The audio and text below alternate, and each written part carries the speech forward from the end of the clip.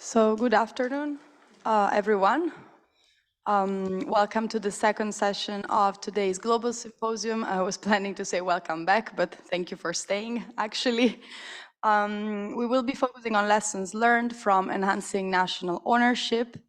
I am Matilde Vecchioni. I am a associate researcher at the Conventional Arms and Ammunition Program at UNIDIR, and I will be moderating this session together with my colleague Mohamed Coulibaly, who's joining us online today, and he will be co-moderating the online audience. This will be a highly interactive session with contributions from states who have experience implementing comprehensive WAM approaches and which will contributing with their national perspective, focusing on the topic of national ownership.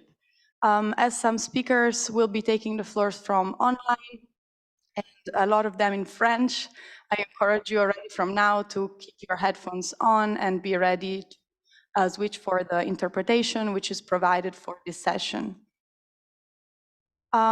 Just allow me to provide a brief introduction, and then I will be very happy to give the floor to the speakers and some states for their contribution. As you know, states and national authorities have the primary responsibility for the exercise of oversight, accountability, and governance of conventional arms and ammunition through their life cycle. However, there are a lot of actors, including different assistance providers, that make important contributions in supporting states in the process of enhancing and strengthening their WAM approaches and national frameworks.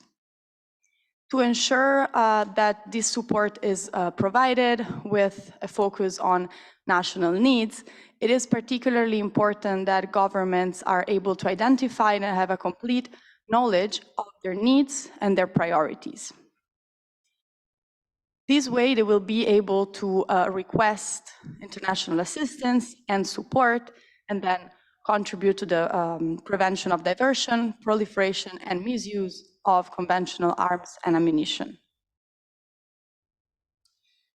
As you can probably see behind me in a second, since 2015, 15 states from 3 different regions of the world, namely Africa, Middle East, and Latin America, have undertaken a national WAM baseline assessment, not only in cooperation with UNIDIR, but also with other UN agencies, regional organizations, and non-governmental partners. These assessments are conducted fully in consideration of the national leadership and ownership through gender-sensitive, consultative, inclusive, and multi-stakeholder approaches, both at the strategic and operational level.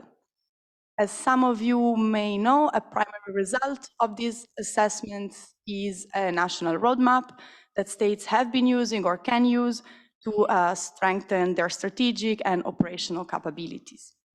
At the strategic level, a main result of these assessments have informed the development of national strategies, but also the establishment of national mechanisms and lead entities for the WAM area.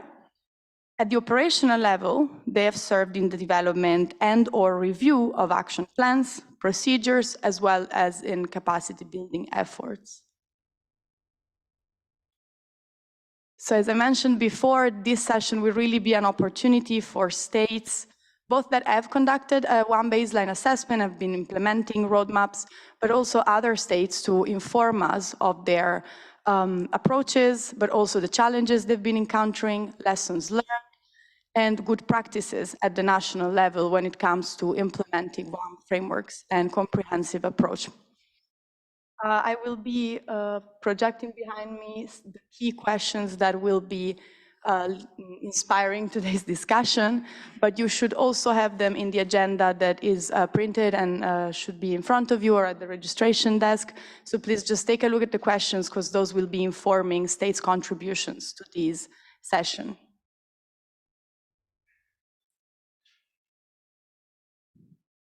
So with this, I think we are ready to start. Before I give the floor to our panelists, just 2 remarks on my side.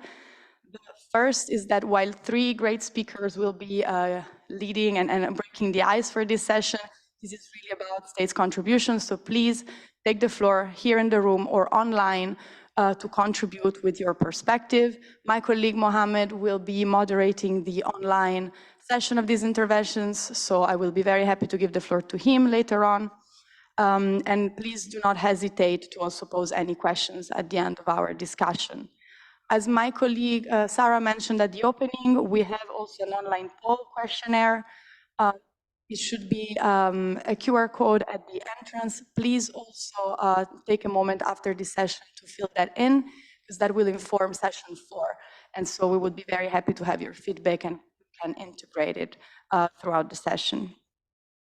With that, and very aware of time, I will ask our first speaker today to take the floor.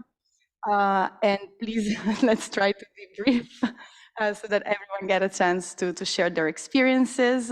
So I'm very happy to be joined by Yvener Neptune. Monsieur Neptune is the Deputy Director of Customs Surveillance at Haiti's General Custom and Excise Administration.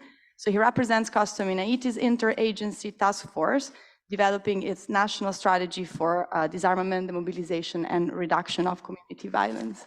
So, Monsieur Neptune, the floor is yours. Thank you.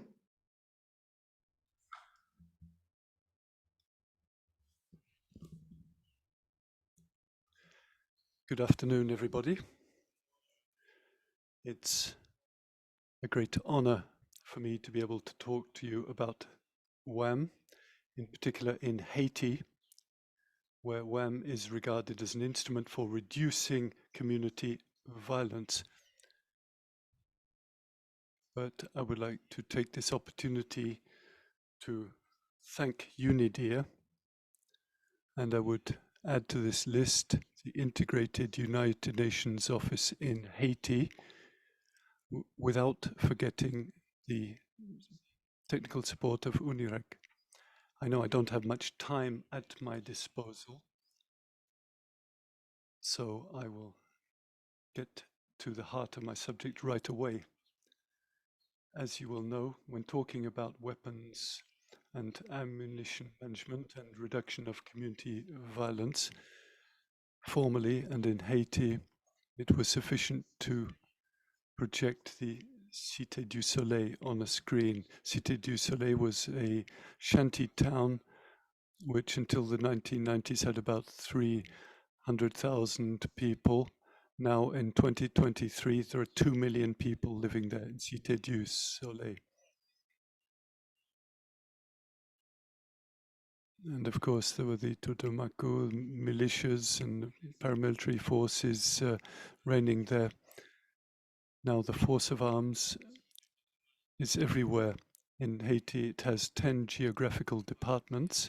The country has 10 geographical departments, and I must say that none of these departments is spared. Let me take the example of the West, where the seat of government is, and the Department of Tibanit.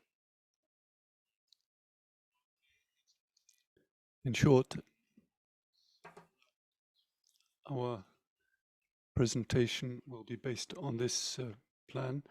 We have noted the challenges, but you also have to take into account the progress which has been made.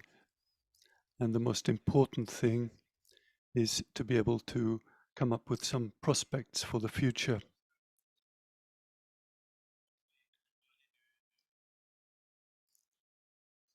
Now, before saying something about the challenges, you have to situate Haiti in the Caribbean basin. We have a land border. We always stress this whenever we talk about borders. We have, of course, the sea border, but we have the land border, which is more than 380 kilometers long with the Dominican Republic. And we are a peninsula. And 9 out of the 12 departments are bordering on the sea. So we have to, of course, obey the Convention on the Rights of the Sea. We are very near Cuba and Colombia, and even nearer to Jamaica, you have to stress that aspect. We don't have just the Dominican Republic as a land neighbor. We have a number of other neighbors just across the sea. It's very important to bear this in mind, because when you look at Haiti on the map, you have to realize that most of the cases of seizure come from our neighbor, in particular Florida in the USA. And of course, there's a lot of trafficking in weapons and ammunition. There's a lot of trafficking, including by certain people in positions of responsibility. Trafficking is a whole chain. Now, in addition to the challenges we have ascertained, we have to stress the challenges that we've actually noted. We have constraints in terms of our capability, and there is an enormous grey market which is extremely difficult to quantify. When talking about a grey market, by definition, it's difficult to talk about exact figures. But in Haiti, we're talking about between 500 and 700,000 firearms and ammunitions which are in circulation. As you will know, we are in the process of undergoing a political transition which is marked by institutional fragility, and this is causing the security context of the country to deteriorate more and more every day, and which is limiting the scope of initiatives in terms of WAM. In addition, the mobilization of our national agencies has to cope with a coordination deficit of the initiatives in terms of WAM.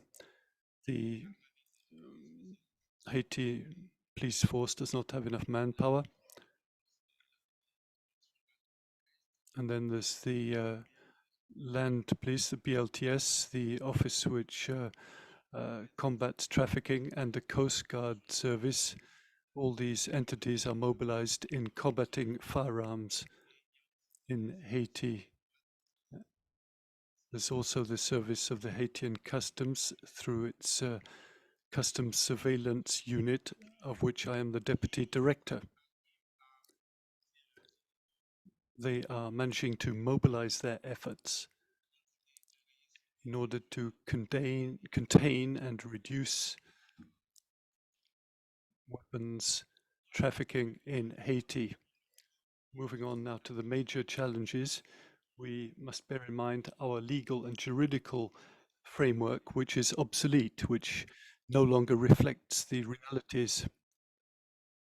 We have a firearms law in Haiti, which dates originally from 1922. And although we have a 1989 law which concerns security agents, security officers, we are trying to catch up. But compared with international laws and regulations, our country has not really taken ownership of this issue. So all of these are issues and challenges that we have to confront, but we cannot stop there. At the same time, we are making some progress. We have managed to devise a national strategy for reducing community violence. We have called this the SNDDR. We have held 13 departmental forums on the appropriation of this strategy for reducing community violence and for drawing up a nationwide plan for reducing community violence in Haiti. Now, this strategy has to stem from a national action plan. So we have drawn up and signed a national action plan for implementing the Caribbean roadmap against firearms and munitions. I belong to a working group which is working on the revision of the preliminary draft law on ammunitions and firearms. So efforts are being made at the national level in Haiti. We do not content ourselves with noting the challenges. We are moving forward, and there are some prospects in view. We hope to be able to strengthen this coordination between the actors involved in WAM, particularly at the borders, in order to prevent duplication. I've referred to the customs officers, but at the same time, we have to create a link between these entities in order to prevent not just risks of duplication and wastage, but also to prevent the risk of corruption. We have to finalize this national action plan by stressing the Caribbean roadmap as a framework for strategic guidance for coordinating the actors in the area of WAM. And we have to strengthen the ability of national institutions in charge of security under WAM and their personnel on the ground. And so we also have to, as I said, strengthen the ability of border control officers and to finalize the revision of the legal framework. In early December, we will be spending 3 days on the finalization of this work. I would like to thank the Integrated Office of the United Nations for its logistical support, and I would also like to thank UNIREP for their technical support, which is helping to get the country out of its legal framework, which dates from 1922, as I said, and to overcome some out-of-date regulations and to join SIFTA.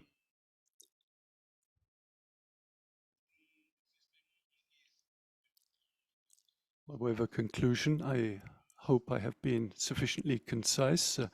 In conclusion, we hope that these prospects will be implemented as soon as possible so that Haiti can rebound at the next conference on firearms, so that we can present ourselves as a good example of international practice. At that meeting, it will be extremely important to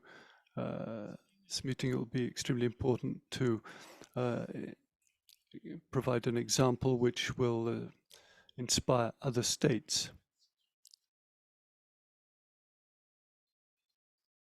So if I had had more time, I would have liked to go into some of the aspects of my presentation in greater depth, but I hope I've stuck to the allotted speaking time. Thank you. So that's great.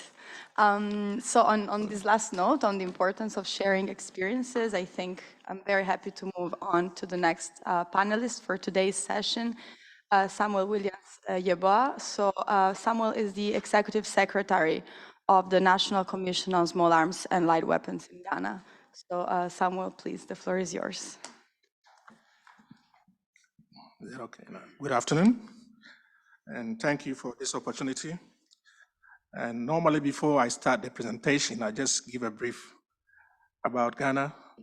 Ghana is in the western part of West Africa, about 34 million population estimate, 31 years continuous democracy,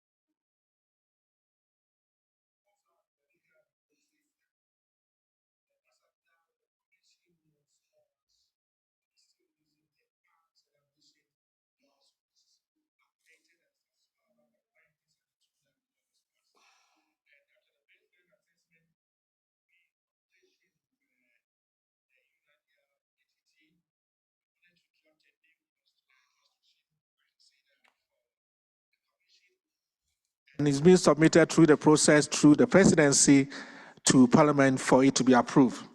So in other words, proposals for legal and regulatory framework, a lot have been done on that issue.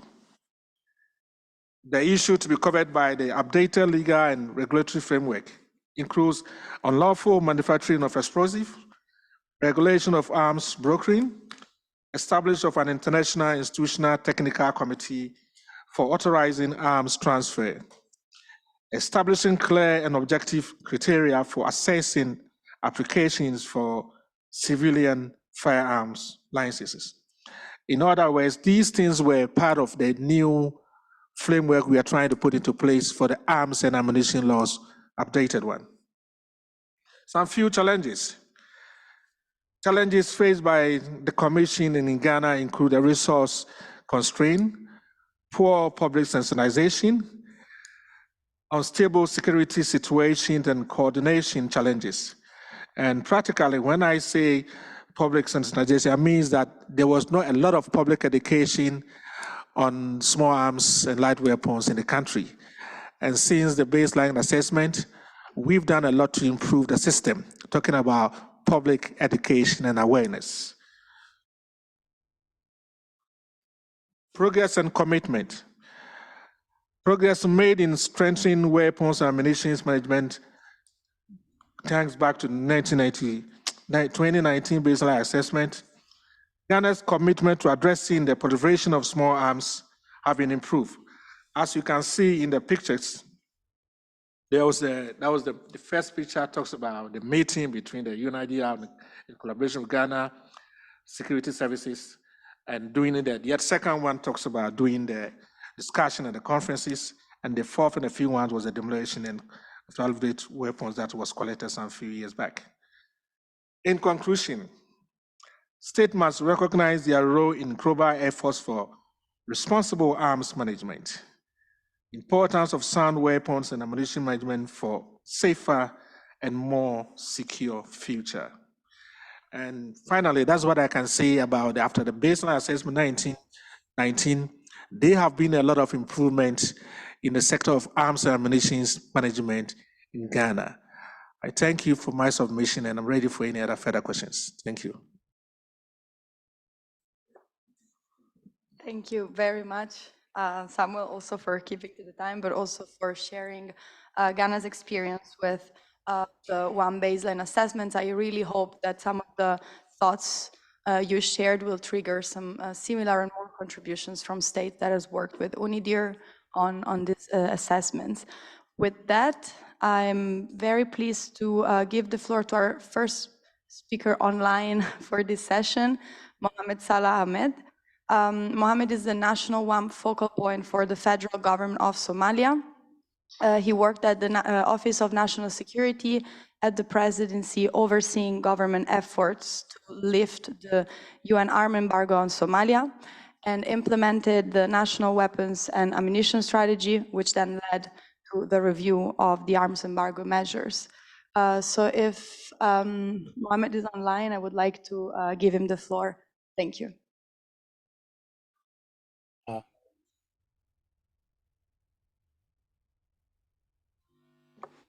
Yeah, we can hear you.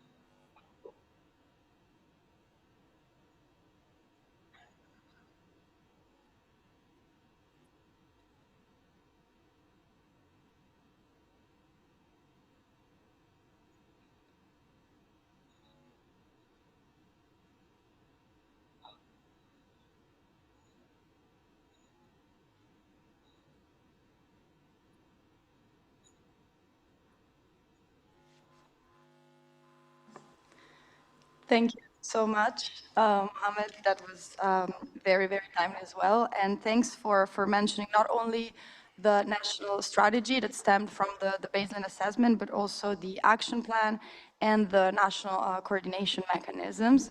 And especially for mentioning next steps and such a clear identification of priorities, I think that's very useful and important for this session. So I also encourage other states to do the same briefly. So with that, thank you very much. I will now give the floor to the last breaking the ice speaker for today, and then I'll open the floor for all states. I'm very, very pleased to have today in this panel Madame Gilles. She's the president of the National Commission to Fight the Proliferation of Small Arms and Light Weapons in Burundi. So I think this contributes also to a very diverse panel in terms of experiences with weapons and ammunition management, not only related to the baseline assessments, but more broadly. So with that, please, Madam, you have the floor.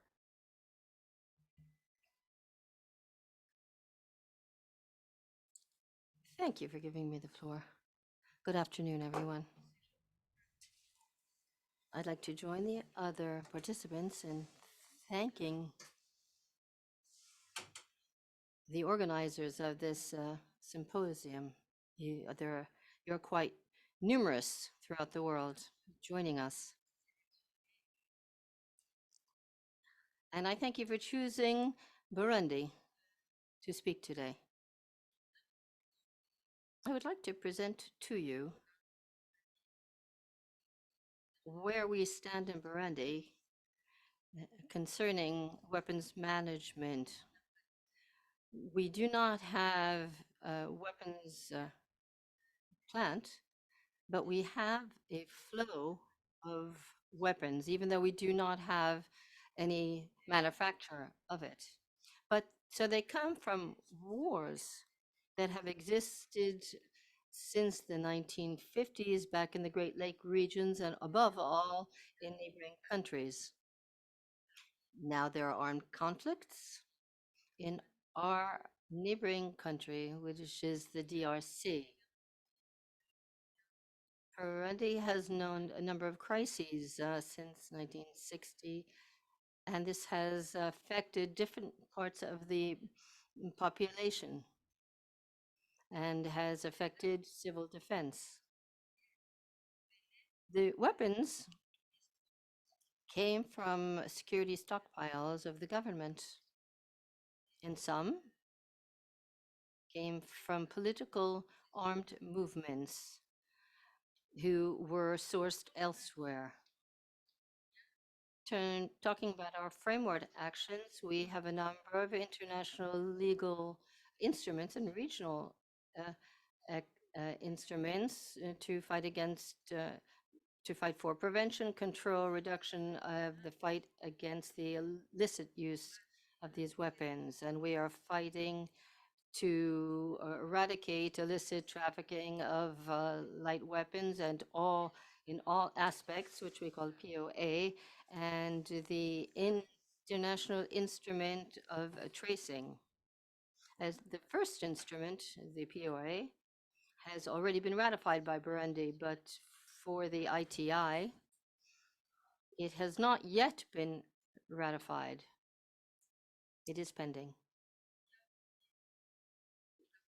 We also have the United Nations Convention Against Transnational Organized Crime and its additional protocol, which we have ratified. There is a UN protocol on weapons, which has been ratified, the Convention on the Prohibition of Anti-Personnel Mines, known as the Convention of Ottawa, which has been ratified, and now Burundi is free of anti-personnel mines.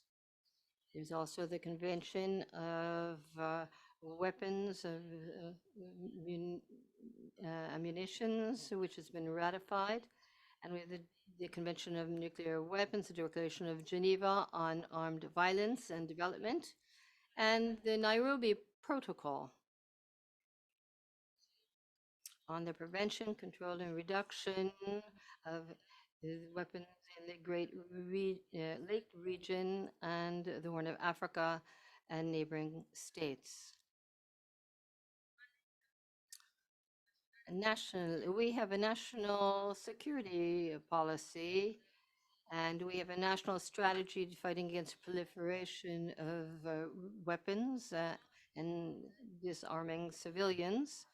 We have the law known as 114 of 2009 and to prevent and fight and eradicate manufacture, trafficking, detention, and use of light illicit weapons, and dealing with their control and effective management.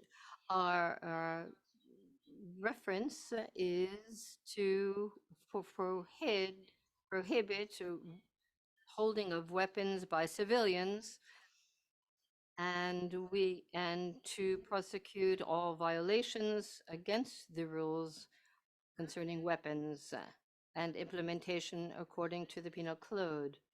We have an institutional framework of implementation of a national policy of the disarmament of the population, fighting against the proliferation of weapons. And here you see our chart of our organization. We are very well organized.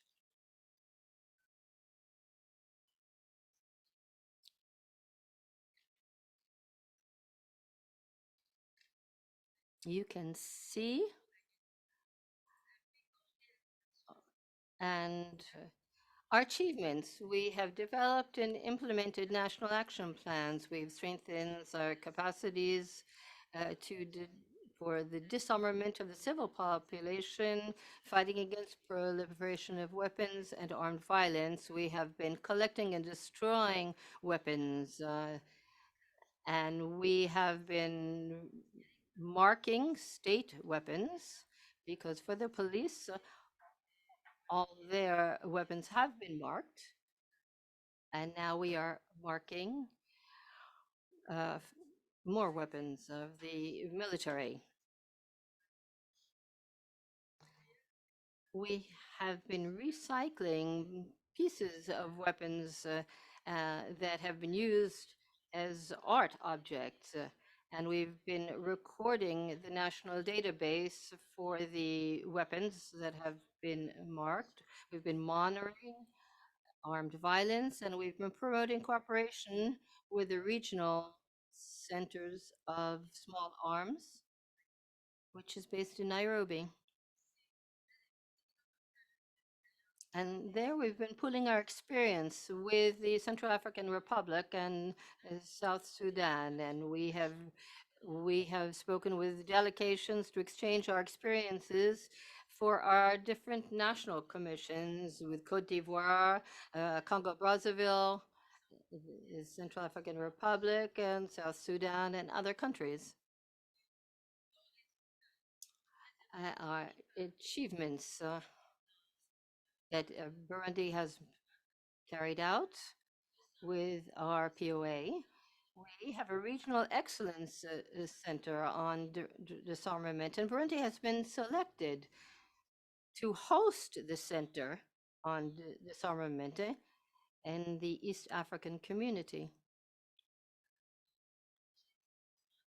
We have not yet built it, but certain countries come to Burundi to exchange their experiences, and now we're going to be building this center of excellence to be able to host the other delegations that will be coming to our country.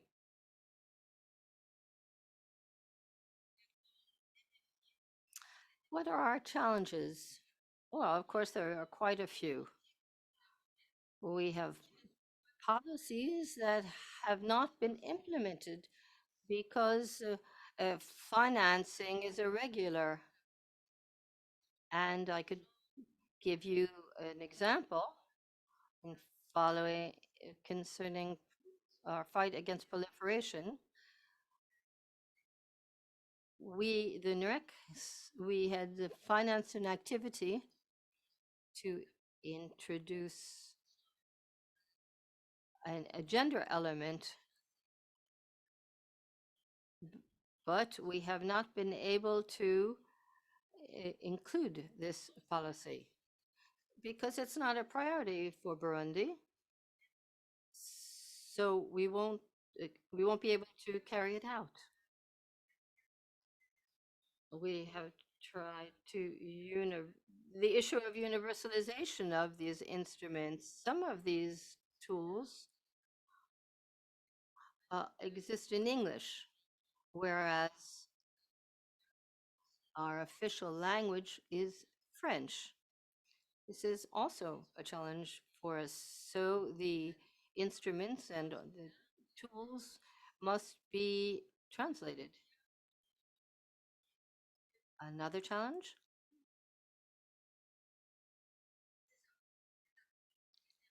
Support from our partners. We propose support, but whereas for some things, but we have other priorities, and this is also a challenge for us to address. There's a lack of adequate equipment to be able to detect where weapons exist, and also for marking. We've been given machines, but we don't know who has manufactured them. So when we have just a small problem with them, because we don't know how to use them, we don't know. We try and contact the people who manufacture them and get some after purchase help in maintaining these machines and how to use them. We have an action plan that do not take into account our own national plans. And you know that our funders don't support the government. We have intermediaries, other organizations, and they plan according to their own activities, and they don't take into account the needs of the member states. To wind up, I'd like to talk about future outlook.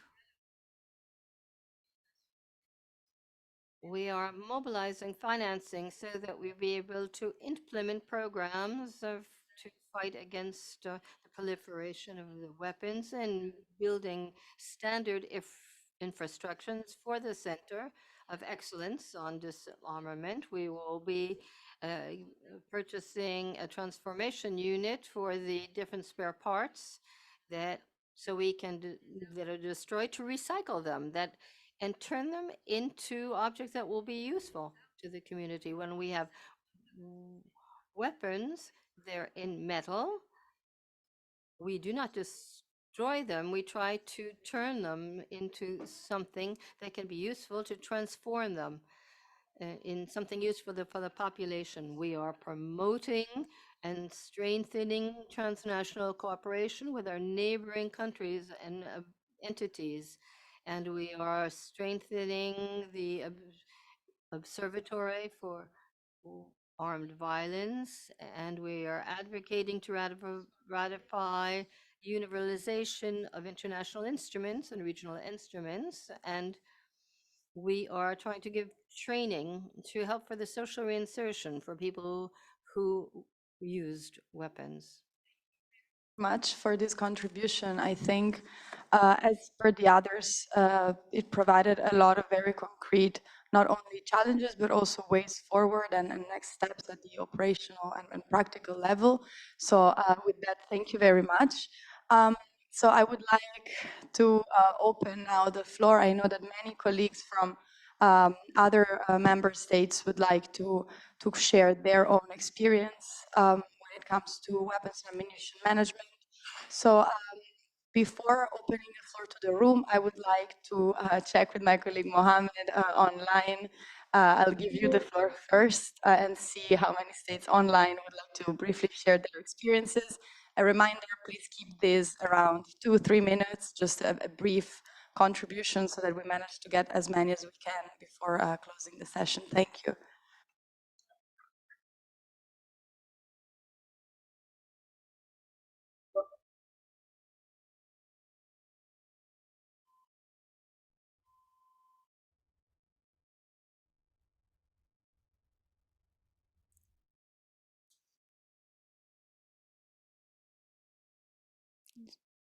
So we have a first speaker who's going to speak for 3 minutes. Then it will be Benin, and then Burkina Faso, then Niger. So we will start with Benin. Benin, you have 3 minutes speaking time. Good afternoon, everybody, and thank you for having given me the floor. My name is Santa. I'm the permanent secretary of the Commission of Benin.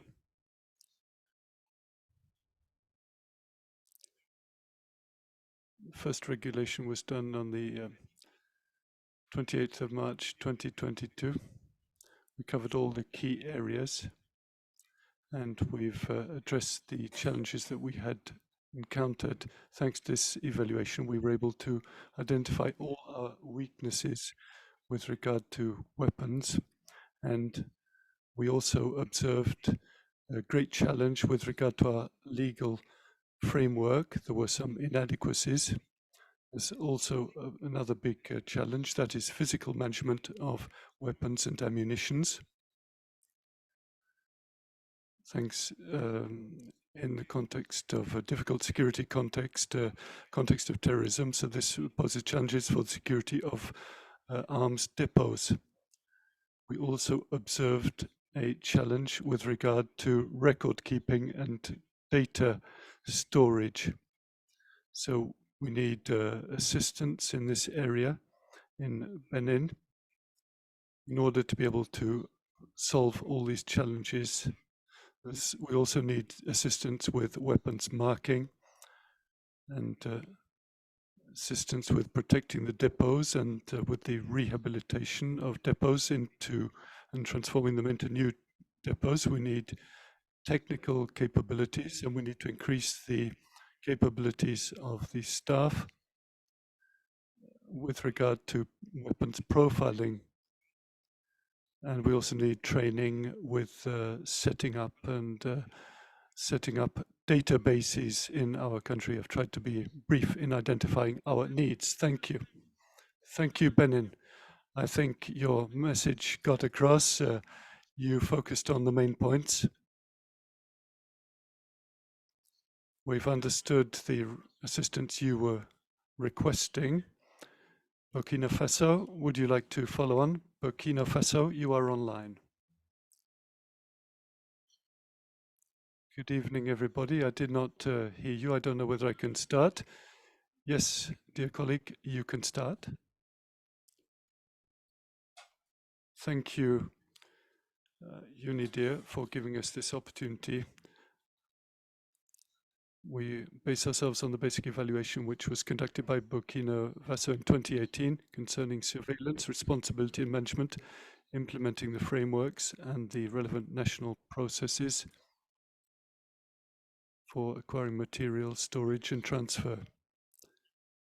The assessment identified some important points on awareness raising and enhancing the capabilities of actors, enhancing national procedures, which were already rather limited, for managing weapons. And one of the main options for improving the functional areas of the ranges were the devising of standardized written operational procedures for dealing with illicit weapons and ammunition. The providers of assistance to Burkina followed our recommendation, and thanks to financing from the United Nations Special Fund for weapons regulation, made it possible to come up with a standardized operational procedure for national management of weapons and recovered weapons. So a ministerial decree on this subject was passed in 2019. So we now have the basis for a national tracing system so that national tracing can be carried out at the national level and if necessary at the international level, if necessary, in accordance with the ECOWAS framework. The importance of the basic evaluation for Burkina Faso was that it was an important stage in developing our capacity and structure, and it gave us a fairly precise idea of the situation, and it constituted a starting point for classification. It's important to anticipate the next stage by adopting a reasonable and professional approach. The appropriation of the basic assessment of WAM in Burkina Faso has enabled a law to be adopted on weapons regime. The basic WAM evaluation has enabled us to determine our needs with regard to ammunition and weapons. The adoption of a law on the weapons regime was considered important because by having a regime in this regard, we've been able to regulate transfer of weapons and storage, and in some cases their elimination. The purpose of having arms, of course, is mainly to maintain public order and to prevent outbreaks of violence. Elaboration of a plan for the period 2023 to 2027 has enabled us to determine our needs in the area of weapons and munition, and to combat illicit trafficking. Our needs have been identified in the following areas. First of all, the implementation of national framework and national practices which are relevant for the acquisition of equipment, and in order to involve partners in training and to help in the implementation at the national level of international frameworks, and to learn from the transfer and tracing, marking of destructive weapons. Of course, we have to draw up a national. We started to do an evaluation of weapons all over the country with a view to drawing up a database, and we were able to define the priorities for technical assistance that is required. So this then gives you an idea of the importance of evaluating the basic needs of Burkina Faso. Thank you for your attention. Thank you for being so concise, and thank you for referring to the situation in your country and with regard to the evaluation. We'll now move on to our next country.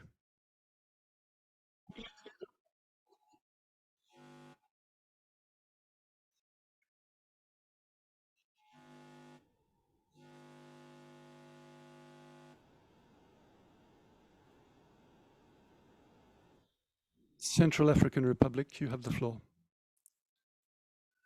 Central African Republic. I am Jean-Pierre Tézézy. My name is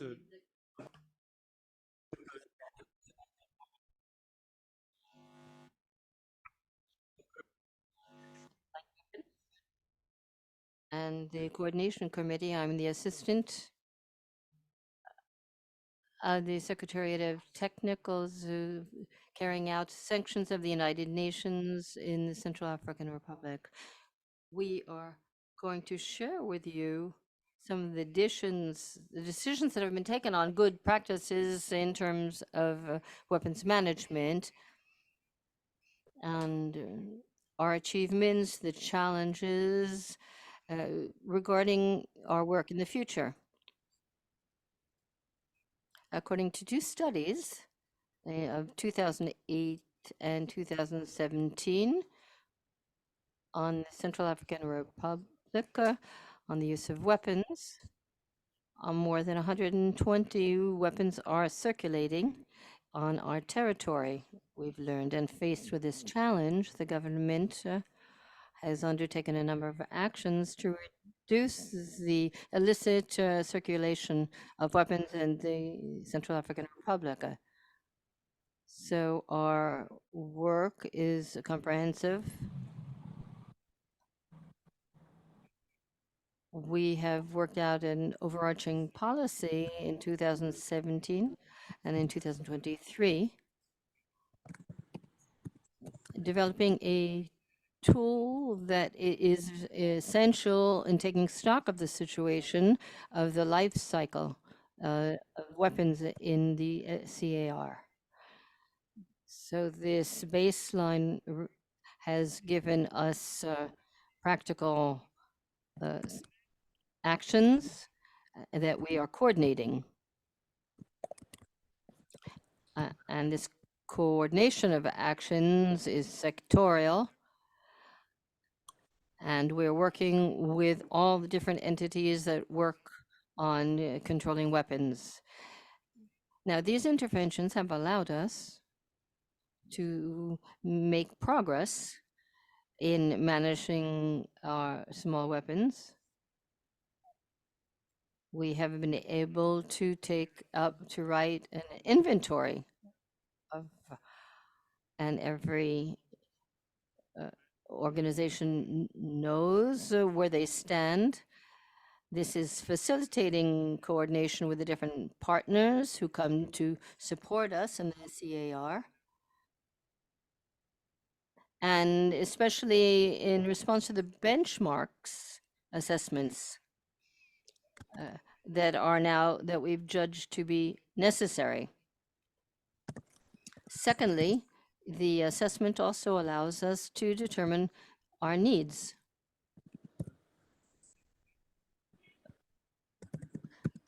What improvements can be made in terms of the population. The baseline assessment in SAR has allowed the national authority to achieve technical competence in monitoring weapons in our country, and also concerning crossing over into our countries and taking stock of good practices in neighboring countries. We've been able to improve the WAM in terms of markage, for example, and we have a law on the general regime of weapons, and we've been working on collecting weapons, setting up standard procedures that we're working with the United Nations that comes on the ground and helps us. So our baseline assessment has provided us with a good opportunity to implement good practices. We have Mosaic and ATG that are within us. We have a number of challenges before us to operationalize the operations. This must not take place only in the capital, but must reach into the different provinces, because there's a circulation of weapons that is exacerbating the violence. We are fighting against transnational trafficking as well, that armed groups are nurturing.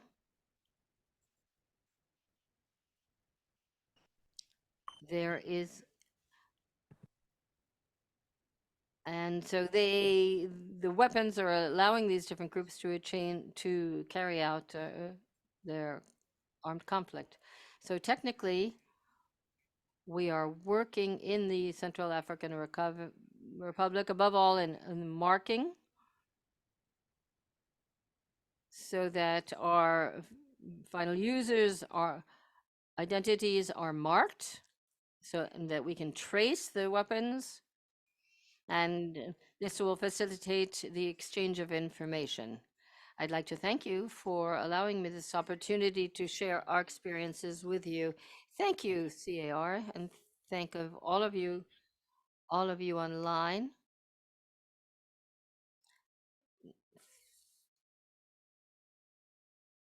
Thank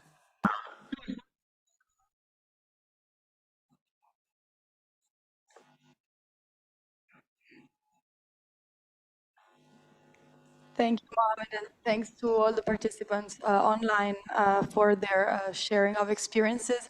I'd like to take just a couple more minutes to check in the room. I know that Niger wanted to share some experiences on their side as well, and then maybe one more, Frank, one more intervention, and then we can, please go ahead. Thank you.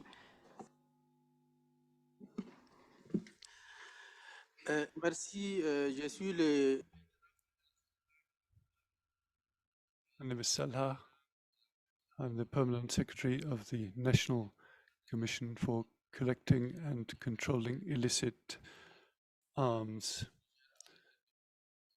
under the National Authority in Niger for Weapons Control. Since it's the first time I'm taking the floor, I would like to thank UNIDIR for having organized this important symposium and also for having supported Niger in the context of building the bases of weapons and ammunition management back in 2018.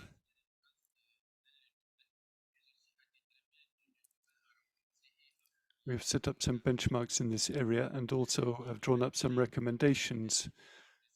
Two key areas have been identified during this evaluation phase. I cannot give you all the details, I don't have enough time, but I would like to talk to you about the first three areas that we covered in this basic evaluation. First of all, the existing framework. During this evaluation, we observed that Niger initially has ratified almost all the regional arms control conventions. Another aspect that was identified was that our legislation is obsolete. It dates from 1963,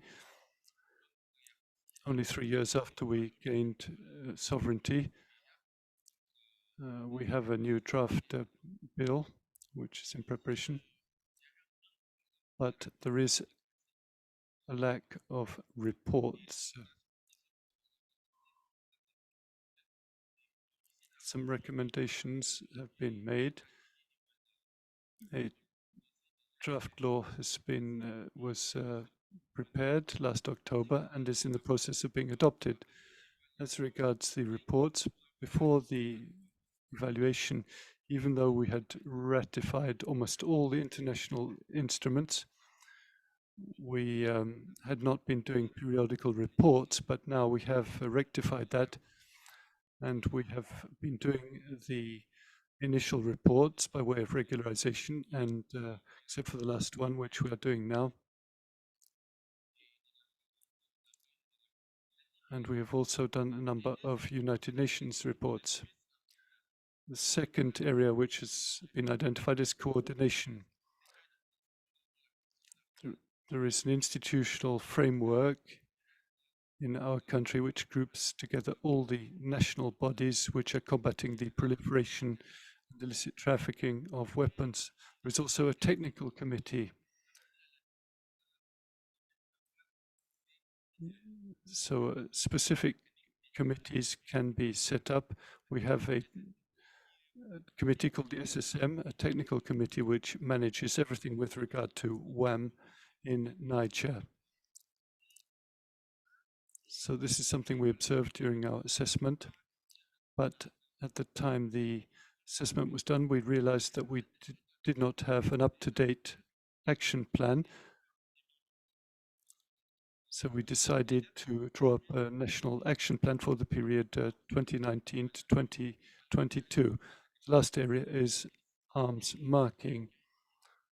Now, despite the fact that we have a national strategy for marking, that strategy had not been validated. We then decided to validate this national strategy for marking weapons and to actually mark the arms, because previously all we did was to mark the weapons that had been seized, that had been confiscated.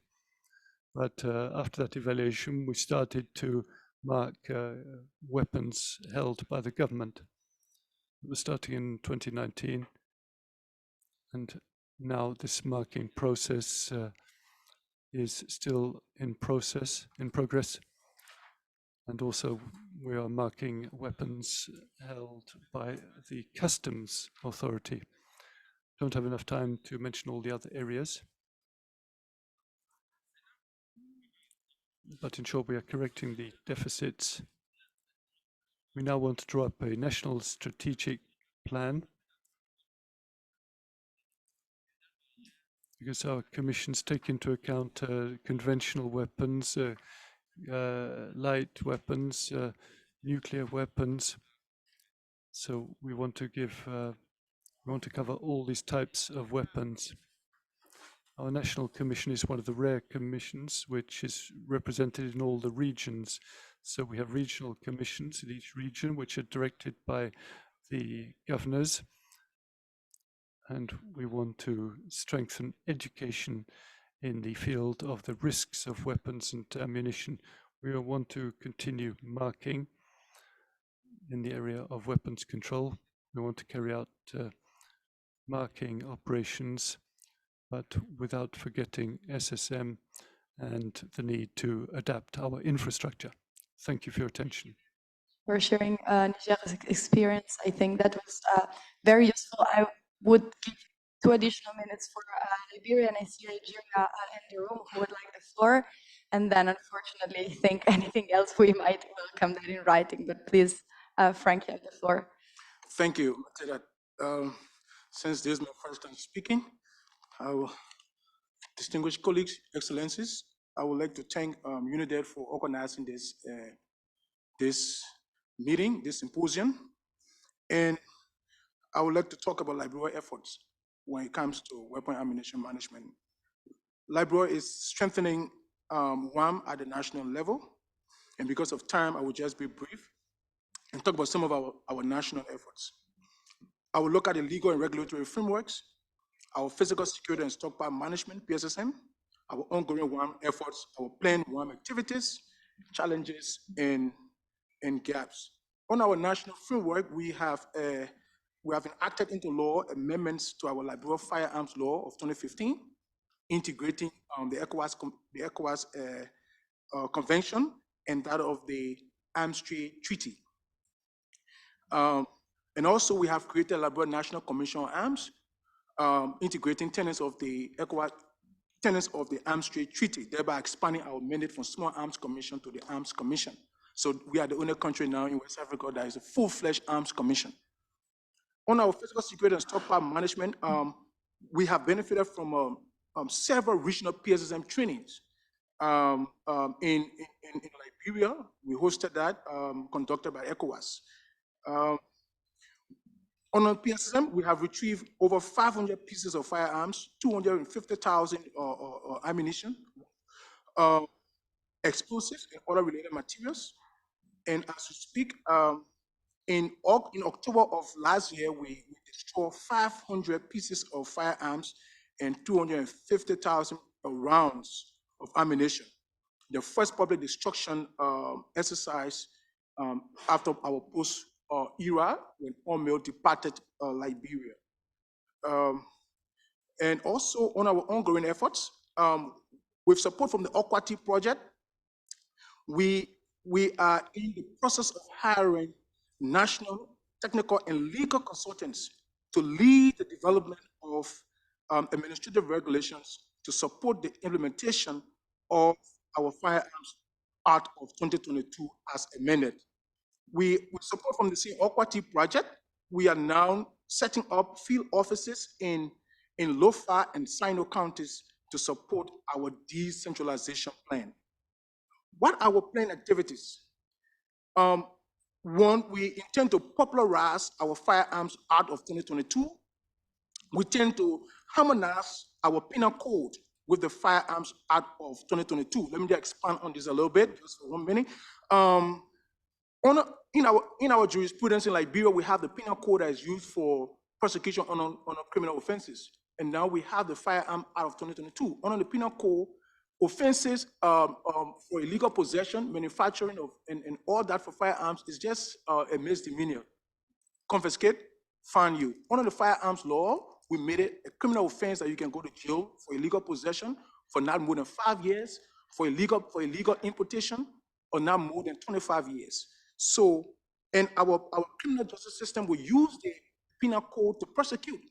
Whereas under the recency doctrine of law, you should use the firearm law. So what we are intended to do, working with the Ministry of Justice, is to harmonize the penal code, the firearm law, having a specific provision in the penal code that will capture all offenses emanating from firearms issues, thereby having one synchronized law. We are also in the process of developing a national action plan on conventional arms. We are in the process of developing regulation SOPs to manage commercial explosives and fishery activities. As we speak, the Small Arms Survey support our work. They came to Liberia, conducted an assessment in terms of our explosive regime, and they intend to, we're looking for support in terms of developing a national strategy on countering IEDs. And also, we intend to develop a standardized operating procedure SOPs for the chain of custody of seized weapons, ammunition, and explosives. What are our challenges? As we all know, in this room, limited funds, limited logistics, limited presence throughout the country. The Arms Commission is not fully decentralized. We're only in 2 counties. We need support to decentralize our work.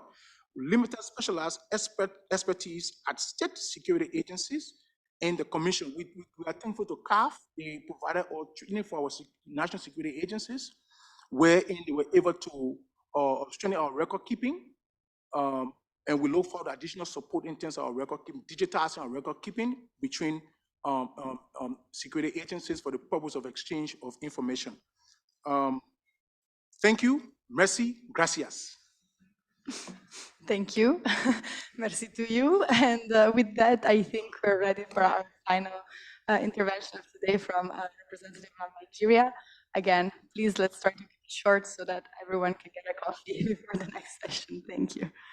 Thank you very much. I am Major General Chinoko, retired, the Arms Registrar from the National Center for Control of Small Arms and Light Weapons. Thank you for the opportunity. And I think since I'm presenting last, I think I have the latitude of spending only 15 minutes. All right, that's just a joke anyway. Now, way back 2016, in November, the ECOWAS Commission, in collaboration with the United Nations Institute for Disarmament Research and its partners, conducted a weapons and ammunition management baseline assessment. The assessment was coordinated by the defunct Presidential Committee on Small Arms and Light Weapons, PRESCOM. This program was to assist the national authority in the establishment of national framework on legislative, regulatory, administrative, and management procedures for the life cycle of arms and ammunition in the country. The assessment brought to fore some vital lessons for use as tools by the national authority in the development of roadmap at both strategic and operational levels. Some of such lessons included the following: that Nigeria has a long history of codified weapons management policies and practices, particularly within its armed forces, which could contribute key elements for a comprehensive weapon and ammunition framework in the country. Secondly, that various challenges exist which center on lack of existing laws and regulations adequately reflecting the commitments from relevant regional and international arms control instruments.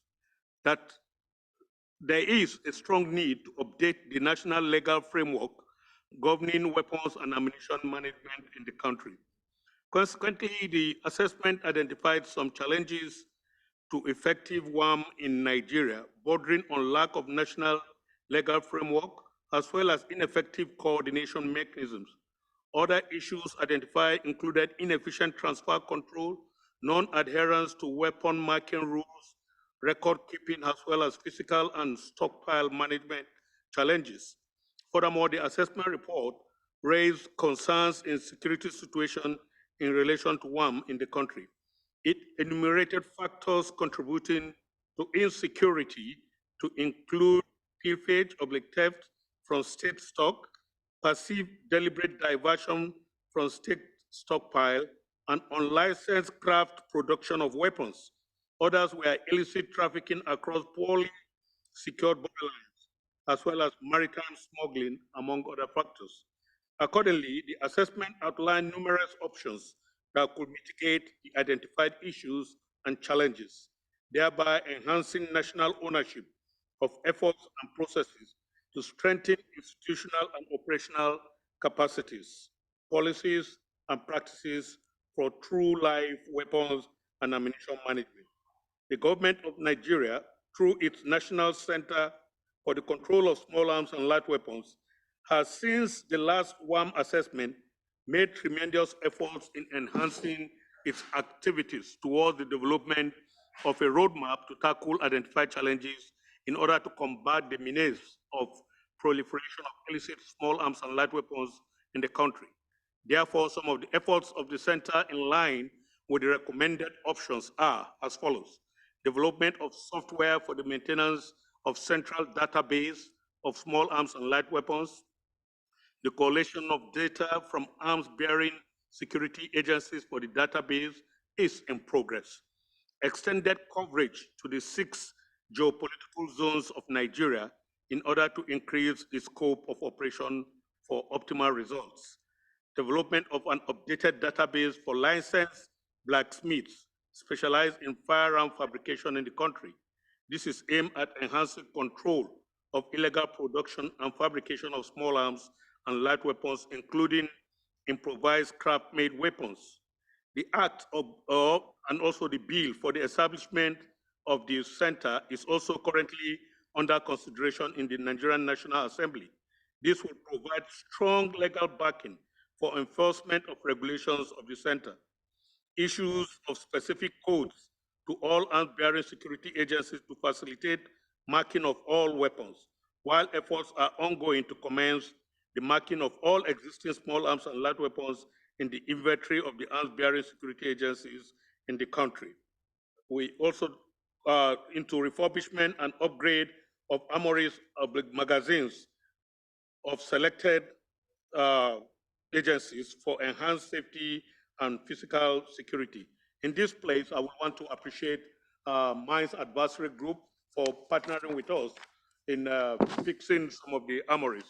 And it would be interesting to also note that we are already building our armories around the 6 geopolitical zones. For Nigeria, the key principles adopted to ensure national ownership of efforts to strengthen comprehensive, integrated, and holistic true life WAM include the following: institutionalized and well-resourced national coordination mechanism; 2, effective partnership; 3, the strong political will; and finally, adoption of inclusive and participatory approach. Thank you for the opportunity. Thank you very much, also for not taking 15 minutes. Thank you. With this, I think I would just like to thank all participants for sticking through and not abandoning us for a coffee, and all member states have shared their experiences. I think this is very important for UNIDIR to have this feedback loop. So with that, I would like to free you, and the next session will be at 4. So please take these minutes to just stretch your leg and then get some coffee. And on behalf of me and Mohamed, we would like to thank you all for this very productive session. Thanks.